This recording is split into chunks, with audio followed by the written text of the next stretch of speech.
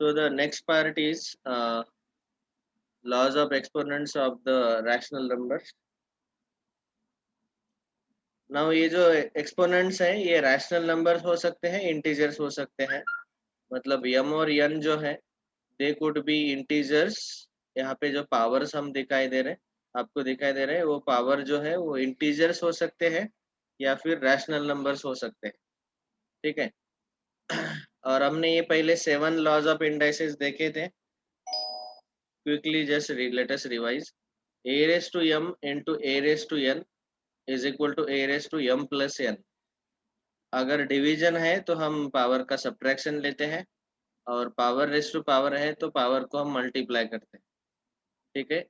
तो ये पहले 3 लॉज में आपको याद है कि बेस सेम रहता है a और पावर अलग अलग रहते हैं m n m n. बीच में अगर मल्टीप्लिकेशन है तो पावर को ऐड करो, बीच में अगर डिवीजन है तो पावर्स को सब्ट्रैक्ट करो और पावर रेस्ट टू पावर है तो पावर का मल्टीप्लिकेशन ले लो. ये पहले 3 लॉज. बाद में चौथा और पांचवा लॉ यहाँ पे बेस अलग अलग है ए बी और पावर सेम ही है यम, एक ही पावर है. और अगर बीच में मल्टीप्लिकेशन है तो या फिर डिवीजन है ए अपॉन बी तो ये पावर हम दोनों को डिस्ट्रीब्यूट कर देते हैं a raise to m into b raise to m या फिर डिवीजन अगर है तो a raise to m upon b raise to m like this. बाद में 6th लॉ हमने देखा था a raise to 0 equal to 1, लेकिन ए कभी 0 नहीं हो सकता. उसका रीजन मैंने बताया कि 0 रेस टू 0 का आंसर हमें पता नहीं है. ओके, या तो 1 भी आ सकता है या 0 भी आ सकता है. तो इसीलिए वो कंफ्यूज करता है, इसलिए मैथ्स में हमें 0 रेस टू 0 का आंसर पता नहीं है. ओके. 7th रूल है a raise to negative m is equal to 1 upon a raise to positive m. तो हम जब उसको अगर न्यूमरेटर में है पूरा टर्म तो उसको डिनोमिनेटर में शिफ्ट करो, then we get the answer as positive power. और अगर हमने बेस का रेसिप्रोकल लिया तो पावर का साइन चेंज हो जाता है. A upon b raise to negative m है तो बेस का रेसिप्रोकल लिया बी अपॉन ए किया तो पावर पॉजिटिव हो जाएगा. ठीक है. ये जो 7 लॉज है इन 7 लॉज का हमने डिटेल में प्रूफ भी देखा है. तो वो वाला जो प्रूफ है वो मैं क्विकली आपको दिखा देता हूँ, एक मिनट.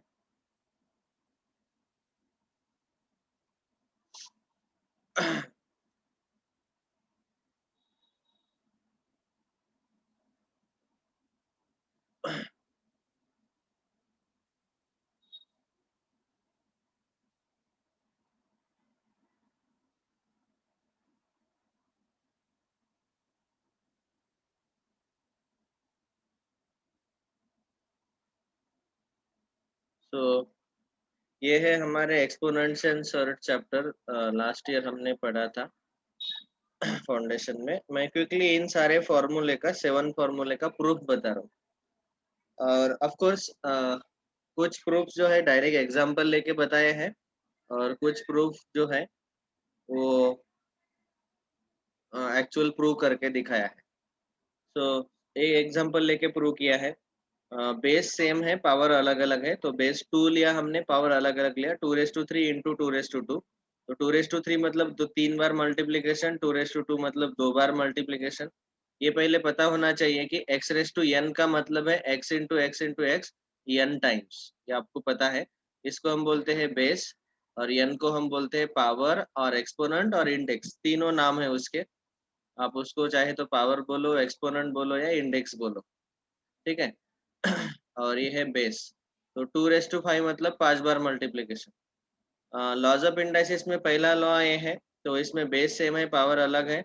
अभी इनको मल्टीप्लाई करेंगे तो पावर हमें क्या होता है, 2 कितने बार आया, 5 बार आया, मल्टीप्लाई हुआ है. तो 5 बार मल्टीप्लाई हुआ है इसीलिए हम बोलते हैं 2^5 which is equal to 2^3 plus 2. 5 को हम लिख सकते हैं 3 प्लस 2. तो ये दोनों पावर जो है, दोनों पावर का यहाँ पे एडिशन हो गया. ठीक है, इसीलिए ये रूल आया है. दूसरा रूल, डिवीजन अगर है तो फिर हम ऐसा डिवीजन लेते हैं 2^5 अपॉन 2^3। तो यहाँ 3 कैंसल हो जाएंगे और 2^2 बचेगा। और इस 2 को हम लिख सकते हैं ऊपर का पावर 5 - 3, ऐसे लिख सकते हैं। इसीलिए यहाँ पे हम लिखते हैं a⁻m-n डिवीजन अगर लिया तो। ओके, उसके पहले जैसे जनरली हम बचपन में लिखते थे 2+2+2, तो इसको बोलते हैं हम रिपीटेड एडिशन। और उसको हम लिखते हैं 2 × 3। रिपीटेड एडिशन अगर हमने लिया तो उसको हम बोलते हैं मल्टीप्लीकेशन। और अगर हमने रिपीटेड मल्टीप्लीकेशन लिया, if you multiply the same number with itself, जैसे यहाँ पे 3 बार मल्टीप्लाई किया है, then it gets converted into the exponent. ठीक है, 2^3। तो repeated addition is multiplication, repeated multiplication is exponent. ठीक है, तो ये जो हम देख रहे हैं ना अभी एक्सपोनेंट्स, तो एक्सपोनेंट मीन्स रिपीटेड मल्टीप्लीकेशन। तो ये पहले दो रूल मैंने विथ रीजन बता दिए। Those who want to write down this proof, please take the screenshot. I do not have time to, I don't want to give you time to write down, उसमें बहुत time चला जाएगा। तो जिनको लिखना है ये सब प्रूफ के साथ डिटेल में, तो इस पर्टिकुलर स्लाइड्स का आप स्क्रीनशॉट ले लो। ये पहला स्लाइड है, चाहे तो मैं बाद में आपको इसके फोटोज भी भेज देता हूँ क्लास के बाद। ये हुए पहला और दूसरा प्रॉपर्टी।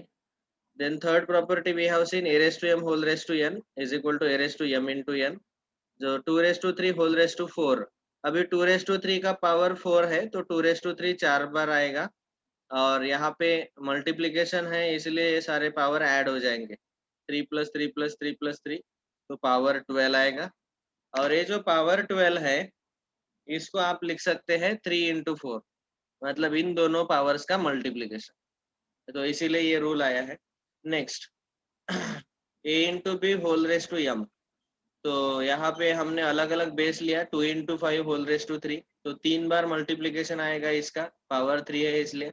अभी ये 2 एक साथ लिख लो, 5 एक साथ लिख लो, क्योंकि मल्टीप्लीकेशन कम्यूटेटिव रहता है, तो आप सीक्वेंस चेंज कर सकते हैं। तो ये आएगा 2^3 5^3, मतलब ये जो कॉमन पावर था वो दोनों को डिस्ट्रीब्यूट हो गया। यही यहाँ पे m पावर था, वो दोनों को चला गया। डिवीजन अगर लेते हैं तो 2/5 होल रेज टू 3, 3 बार आप लिखेंगे ऐसे, 2/5 इंटू 2/5 इंटू 2/5, और 2 × 2 × 2 2^3, और 5 3 बार है इसलिए 5^3। मतलब ये जो पावर 3 है दोनों को हम डिस्ट्रीब्यूट कर सकते हैं। वैसे यहाँ पे भी डिवीजन अगर है तो ये पावर m दोनों को डिस्ट्रीब्यूट हम कर सकते हैं। यहाँ बेस अलग अलग थे, पावर सेम था चौथे और पांचवी प्रॉपर्टी में। Sixth property, a⁻0 = 1। इसका एक्सप्लेनेशन देखो। अगर मैं 2^3 लेता हूँ तो उसका आंसर आता है 2 × 2 × 2 8। अगर 2^2 लेता हूँ तो पिछला जो आंसर है उसको 2 से डिवाइड करो, 8/2 आंसर आएगा 4। एक पावर कम हो गया, तो इसीलिए एक 2 से डिवाइड करो पिछले आंसर को। बाद में 2^1 अगर निकालना है तो जो पिछला आंसर 4 आया उसको 2 से डिवाइड करो, 4/2 आंसर इज 2। तो 2^0 जब आएगा तो पिछला आंसर जो 2 है उसको एक 2 से डिवाइड करो, 2/2 आंसर इज 1। तो इस लॉजिक से देखा जाए तो हमेशा हमें 2^0 का आंसर 1 मिलता है। ठीक है, ये लॉजिकल स्टेप्स है। आप 2 से डिवाइड करते जाओ तो पावर कम कम होते जाएगा, तो वहां जब 0 पावर आएगा तो आंसर श्योरली 1 आ जाएगा। ओके, तो इसीलिए a⁻0 = 1 रहता है। ऑफ कोर्स बेस 0 नहीं रहना चाहिए, मैंने फिर से बताया कि 0^0 जो है उसका आंसर या तो 1 आ सकता है या तो 0 आ सकता है, वो फिक्स नहीं है। इसीलिए हम बोलते हैं कि मैथ्स में वो वैल्यू डिफाइंड ही नहीं है 0^0। All right, next seventh property, अगर न्यूमरेटर में पावर पॉजिटिव है तो उस पूरे टर्म को हमने डिनोमिनेटर में शिफ्ट किया तो पावर नेगेटिव आता है, या फिर अगर पहले से ही न्यूमरेटर में पावर नेगेटिव है तो उस पूरे टर्म को डिनोमिनेटर में शिफ्ट करने के बाद पावर पॉजिटिव आता है। ओके, इसका एक्सप्लेनेशन देखो। 2^3 है तो 2^3 को हम लिख सकते हैं 2^0 - -3। ओके, 3 को मैंने लिखा 0 - -3, एक्चुअली ये 0 + 3 है ना, माइनस माइनस प्लस 3, 0 + 3 3, लेकिन लिखने का तरीका देखो, 0 माइनस माइनस 3। अभी ये पावर बीच में माइनस है, इसीलिए हम इसको लिख सकते हैं। ये जो हमारा कौन सा रूल है वो, दूसरा रूल उल्टा यूज करो। A raise to m minus n को हम लिख सकते हैं a raise to m upon a raise to n, उल्टा लिख सकते हैं।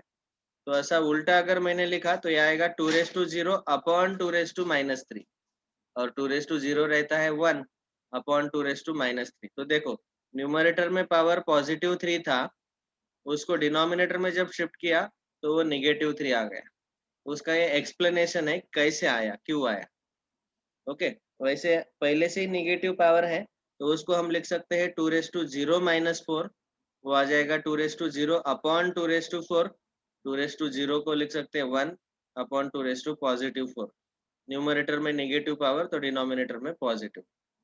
और सेवंथ रूल में ही मैंने एक्चुअली ये वाला रूल आपको लिख के दिया है।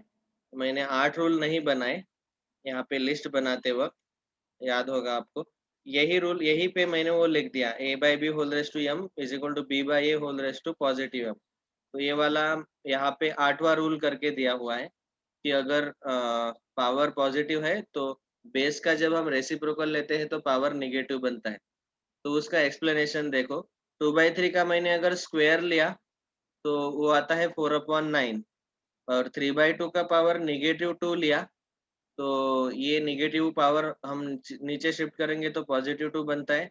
तो नीचे 9/4 आंसर आता है, और उसका रेसिप्रोकल लिया तो वो 4/9 आएगा। मतलब दोनों का आंसर, लेफ्ट हैंड साइड और राइट हैंड साइड दोनों का आंसर 4/9 4/9 आता है। मतलब ये दोनों इक्वल है। तो इसमें हमने क्या चेंज किया, बस ये 2/3 के जगह 3/2 लिखा, मतलब ये जो बेस है उसका रेसिप्रोकल लिया, तो पावर का साइन चेंज हो गया। ठीक है, तो ये है इसका एक्सप्लेनेशन। तो जो लोगों ने ये सारे रीजन के साथ, मैंने ये बता दिया था पिछली बार। जिन्होंने भी ये नहीं लिखा है, आप क्विकली स्क्रीनशॉट ले लो। ये पहला स्लाइड, ये दूसरा स्लाइड,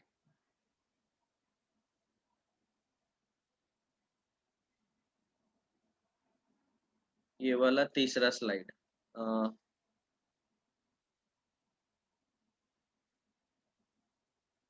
तो ये 8 रूल्स है एक्सपोनेंट्स के। All right.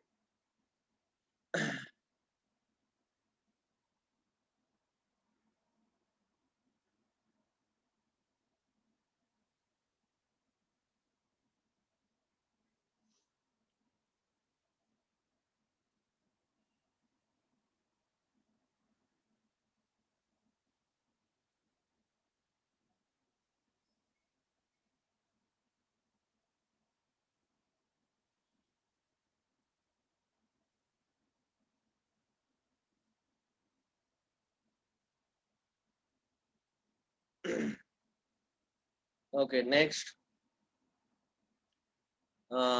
एक थ्योरम ऑफ एक्सपोनेंट्स है। ये थ्योरम हमारे बुक में नहीं दिया हुआ है, but still we will try to understand it. ये यहाँ पे ही लिख के देता हूँ मैं हमारे स्लाइड्स में।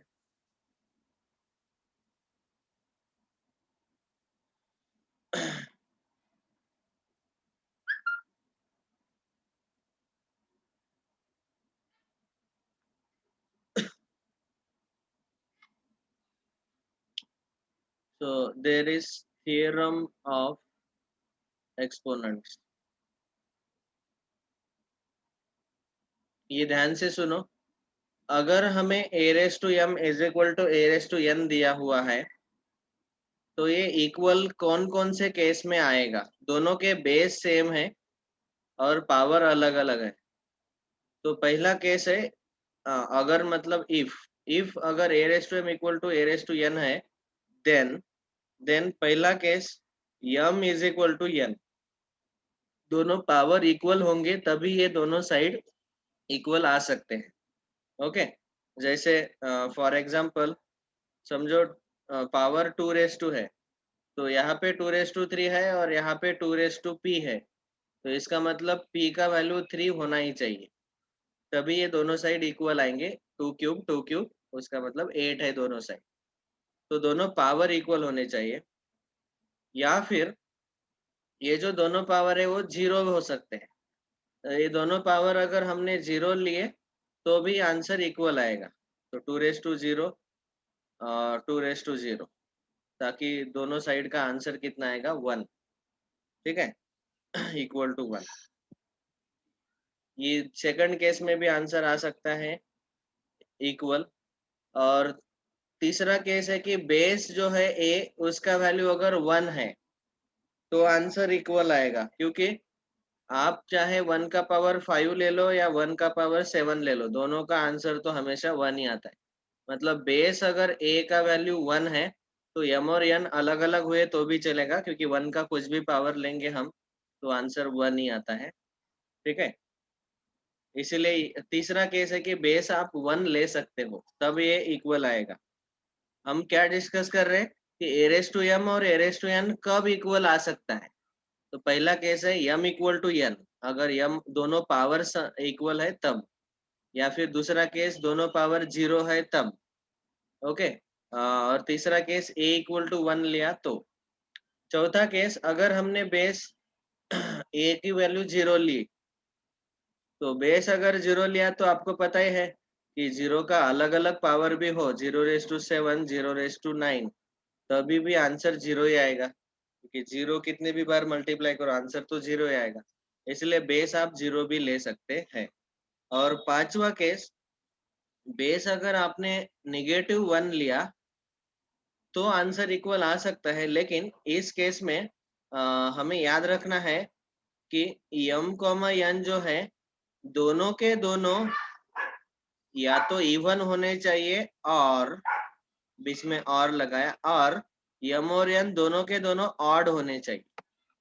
तो इसका एग्जांपल देखो, अगर मैंने -1 का पावर लिया और यहाँ पे लिखा 5 और 3, तो आपको पता ही है कि -1 का पावर अगर ऑड नंबर है तो उसका आंसर निगेटिव बनाता है, तो ये इक्वल आएंगे दोनों।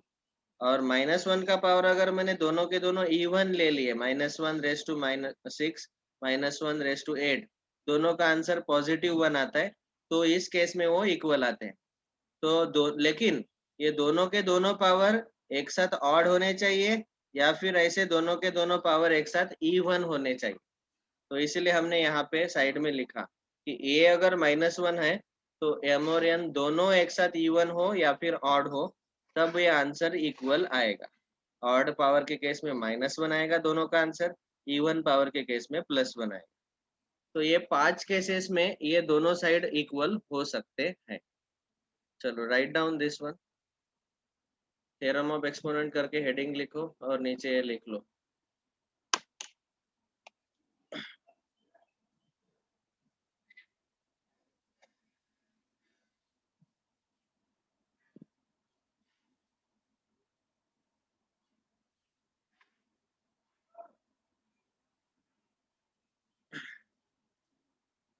तो इस पांचों केसेस को आपको याद रखना है कि कौन से 5 केस में ये दोनों side, left hand side a raise to m और right hand side a raise to n equal हो सकते हैं।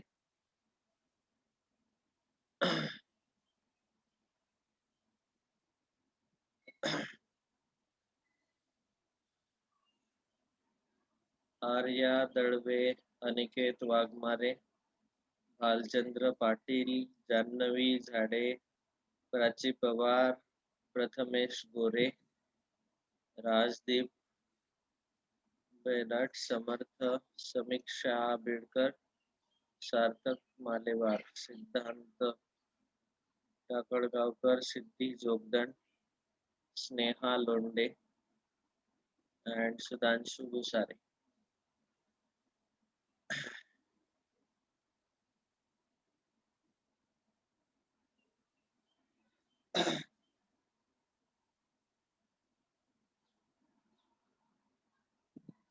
अच्छा, किसी को कोई डाउट? ये सब कुछ समझ में आया पांचों केसेस? यस और Yes, नो? sir. ओके। और एक बताना है कि खाली स्क्रीनशॉट मत लेते रहो, वो लिखो भी। आपके नोट्स के भी फोटोज निकाल के मुझे भेजने हैं जब आप होमवर्क भेजेंगे तब।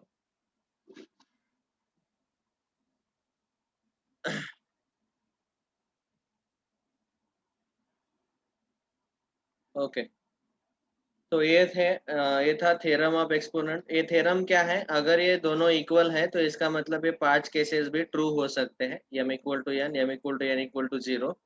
पहले दो केसेस जो बताए मैंने वो पावर से रिलेटेड है, पावर इक्वल होना चाहिए, और इक्वल में वो जीरो भी आता है, लेकिन ये जीरो वाला केस मैंने सेपरेट डिस्कस किया। इसका रीजन बताऊंगा मैं। देखो, इसी रूल को हम ऐसा भी लिख सकते थे, a raise to m is equal to b raise to n। ये तभी पॉसिबल है जब दोनों पावर जीरो है, तब अलग अलग बेस अगर हमने लिया, जैसे समझो मैंने आपको बताया कि 2 raise to m is equal to 5 raise to n, ये कब पॉसिबल है?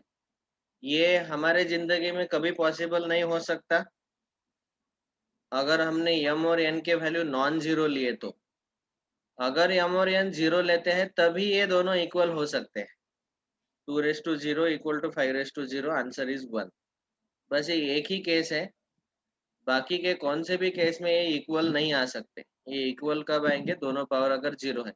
तो उस जीरो का सेपरेटली मैंने इसीलिए ये सेकंड केस लिखा है, क्योंकि जीरो के केस में आपको ऐसा भी मिल सकता है कि आप बेस अलग अलग भी ले सकते हैं। यहाँ पे हमने बेस सेम लिया है ए, लेकिन जीरो वाला स्पेशल केस है।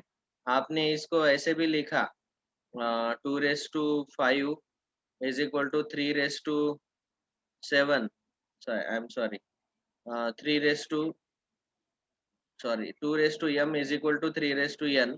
तो इसका मतलब m equal to n equal to 0 है। ओके, ऐसा भी हो सकता है ना sir, 2 raise to 4 is equal to 4 raise to 2। 2 raise to 4 is equal to 4 raise to 2। हाँ, ये पर्टिकुलर केसेस ही आ सकते हैं जो विच में we may call them as exceptions. This might not happen always, but actually speaking बेटा क्या है, इसको आप 4 को 2 इंटू 2 लिख के, इसको 2 स्क्वायर का स्क्वायर ऐसा आप रिप्रेजेंट कर सकते हैं। ठीक है ना, व्हेन यू रिड्यूस इट, 4 को हम 2 इंटू 2 लिखेंगे, तो इसलिए वो आ रहा है। So in this case we need to make the bases same only, और यहाँ पे बेस सेम हो सकता है, लेकिन ये 2 और 3 वाला केस ऐसा है कि यहाँ पे बेस सेम हो ही नहीं सकता। एक साइड बेस 2 है, एक साइड बेस 3 है, तो उस केस में अगर इक्वल दिया हुआ है तो पावर जीरो लेना कंपलसरी है। यहाँ पे कम से कम हम दोनों साइड बेस 2 तो ला सकते हैं ना, या फिर दोनों साइड बेस 4 भी ला सकते हैं बाय कंसिडरिंग 4 एज 2 इंटू 2। ठीक है, तो हालांकि दिखने में वो ऐसे दिखाई दे रहा है कि ये इक्वल है, इस टाइप का बेस और पावर अलग अलग है, लेकिन उसको हम नंबर्स में कन्वर्ट कर सकते हैं, सेम बेस में कन्वर्ट कर सकते हैं। यहाँ नहीं कन्वर्ट कर सकते, यहाँ पे और यहाँ पे कन्वर्ट नहीं कर सकते, तब हमें m और n का वैल्यू जीरो लेना है। समझ में आया Sarthak? Yes sir. Okay, so this was theorem of exponents. लिख लिया क्या सब लोगों ने? Shall I proceed? Yes sir. Okay, next. अगला हमने देखा था laws of surds. Quickly revise कर लेते हैं लॉज ऑफ सर्ट्स को।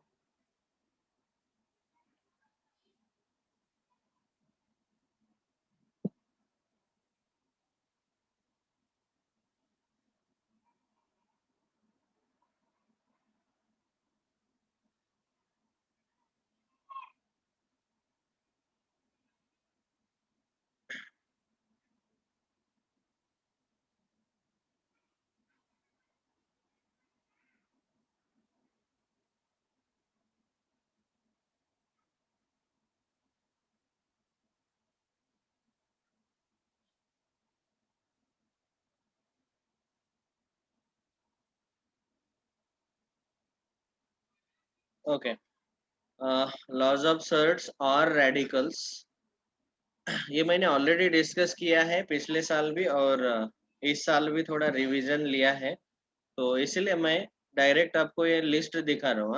I am not writing it separately, Just to save the time, I am showing the last year slide only. पहला rule है nth root of a into nth root of b is equal to nth root of a into b. Sarthak audio off करो.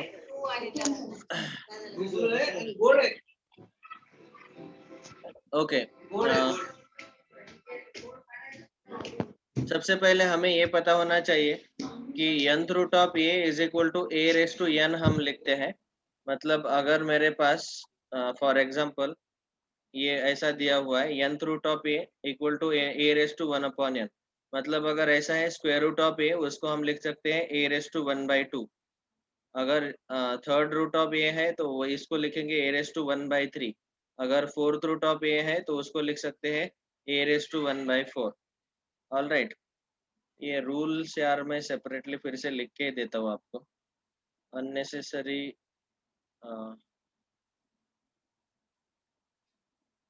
Number system.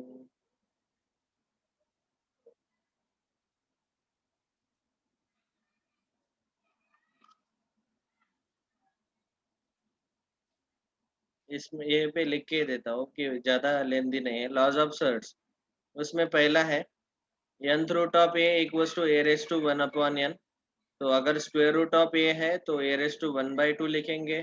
Cube root of a है तो a raise to 1/3 लिखेंगे. Fourth root of a है तो a raise to 1/4. It continues like this. अगर nth root of a है तो उसको a raise to 1 upon n लिखेंगे. ठीक है.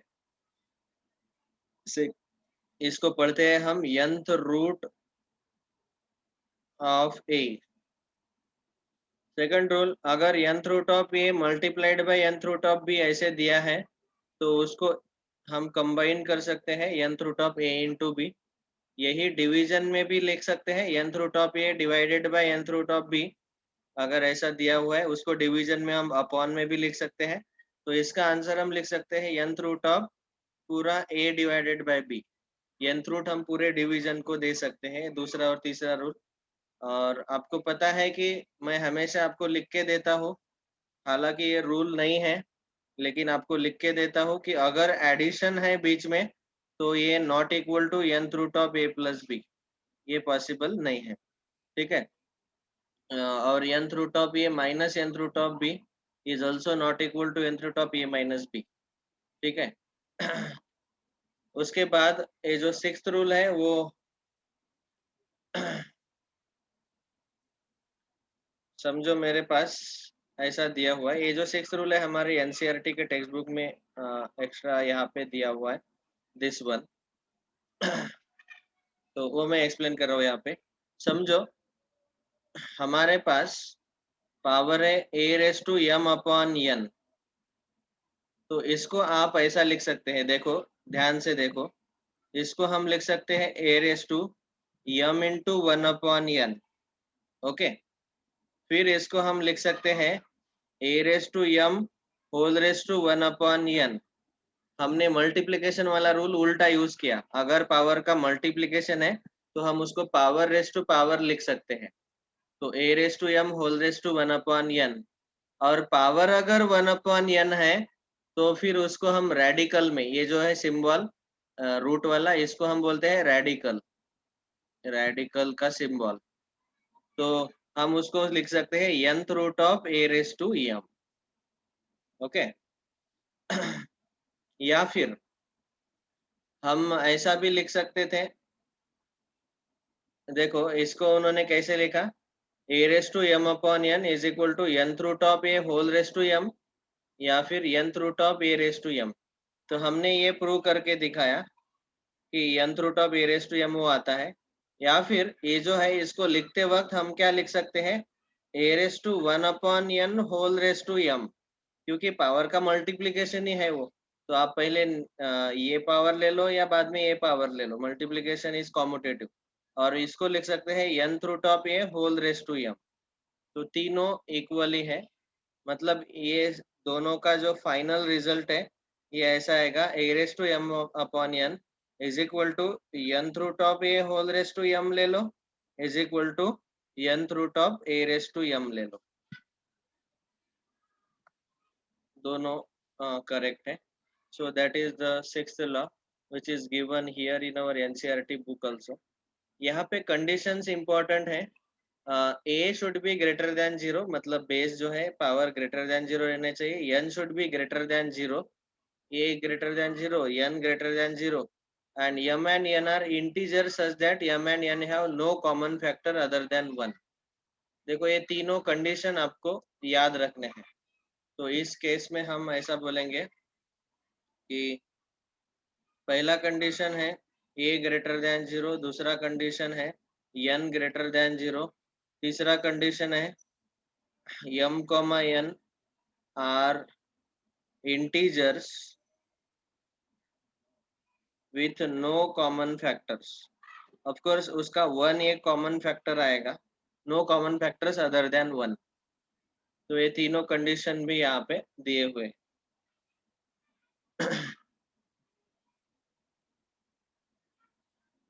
तो ये 6 लॉ है, लॉज ऑफ सर्ट्स, ये भी लिख लो.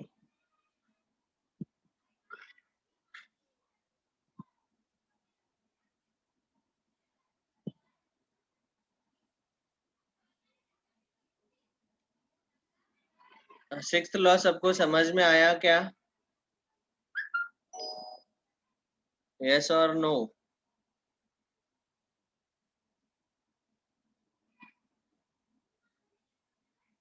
अरे Yes, sir. हाँ हाँ या ना? ओके.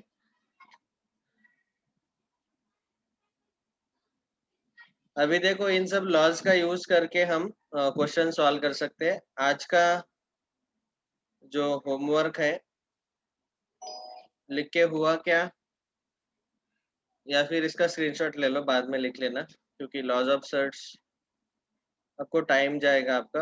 अभी 3 मिनट ही बचे हैं. मैं क्विकली एक्सरसाइज बता देता हूँ. सी यहाँ पे जो पहला क्वेश्चन है उसको सॉल्व करते वक्त आपको क्या याद रखना है वो बताता हूँ. ये बहुत ही आसान क्वेश्चन है, डोंट वरी. इसमें से कुछ मैं सॉल्व करके देता हूँ, आप कुछ आप सॉल्व करो. वैसे अभी हमें हमारा आज का होमवर्क है ये एक्सरसाइज 1.6, और दूसरा वाला होमवर्क है आज का MTG के एक्सरसाइज. तो आपने अगर अपना 9th स्टैंडर्ड का ये ऐसा दिखने वाला MTG का बुक लाया है 2021 एडिशन, तो इसमें आप जाएंगे, नंबर सिस्टम पहला चैप्टर है, और वहाँ पे NCERT एक्सरसाइज खत्म होते हैं पेज नंबर 41 पे, और सॉरी पेज नंबर 19 पे खत्म होते हैं पहले चैप्टर के एक्सरसाइज NCERT, और फिर वहाँ पे हेडिंग लिखा है ऐसा एक्सरसाइज. तो MCQ लेवल 1 और लेवल 2 आज का होमवर्क है. 50 क्वेश्चन है, एक साथ 50 क्वेश्चन इसीलिए आए क्योंकि अब तक मैंने कुछ भी होमवर्क नहीं दिया, तो अभी होमवर्क आना शुरू हो गया. तो पहले 50 क्वेश्चंस आपको सॉल्व करने हैं, आज का वो होमवर्क है. If there are any doubts we will discuss them tomorrow. By tomorrow evening 6 o'clock, 6 बजे से पहले ये 50 क्वेश्चन के फोटोग्राफ निकाल के मुझे होमवर्क पहुंचना चाहिए. ठीक है? MTG एक्सरसाइज लेवल 1 लेवल 2 दोनों आप सॉल्व करो. कोई डाउट आता है तो हम कल डिस्कस करने वाले, लेकिन सॉल्व करो, नहीं तो डाउट डिस्कस करते वक्त आपको बहुत डिफिकल्टी जाएगा. अभी मैं ये फ्रैक्शनल पावर वालों को कैसे सॉल्व करना है वो बताता हूँ. नोटबुक देखो में करने के in the notebook 64 raise to 1/2 अगर हमें बताया, अभी फाइंड मतलब इसका आंसर निकालना है. तो आपको क्या देखना है कि पावर का जो डिनोमिनेटर 2 है वो यहाँ बेस में लाओ. तो अभी मैं 64 को लिख सकता हूँ 8 raise to 2 whole raise to 1/2. मैंने क्या किया, ये जो बेस में 2 है वही पावर मैंने यहाँ पे नीचे लाने का ट्राई किया. 64 को 8 स्क्वायर लिखा. अभी यहाँ मल्टीप्लीकेशन वाला रूल अप्लाई करो. 8 रेस टू 2 इंटू 1/2, तो 2 कैंसिल होगा, बचा 8 रेस टू 1, आंसर इज 8.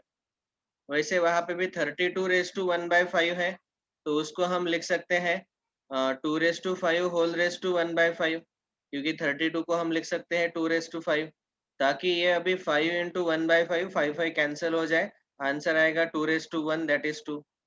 समझ में आ रहा है? 125 होल रेस्ट टू 1/3, तो ऐसे किसका पावर 3 है 125? 5 का पावर 3। तो जो डिनोमिनेटर में पावर है उतना पावर यहाँ क्रिएट करने का ट्राई करो, तो आपको आंसर आ जाएगा। यहाँ पे भी वैसा ही करो, 2 पावर में लिखो तो 9 को 3 स्क्वायर लिखेंगे, 32 को 2 raised to 5 लिखेंगे, 16 को 2 raised to 4 लिखेंगे, 125 को 5 raised to 3 लिखेंगे, तो 3 कैंसिल हो जाएगा। समझ में आया? ये वाला एक्सरसाइज आप सॉल्व कर पाएंगे कि नहीं? Yes sir. ओके, चलो thank you. Today's homework is 50 questions of MTG, और ये वाला एक्सरसाइज भी आप लिख लो, कंप्लीट करो इसको।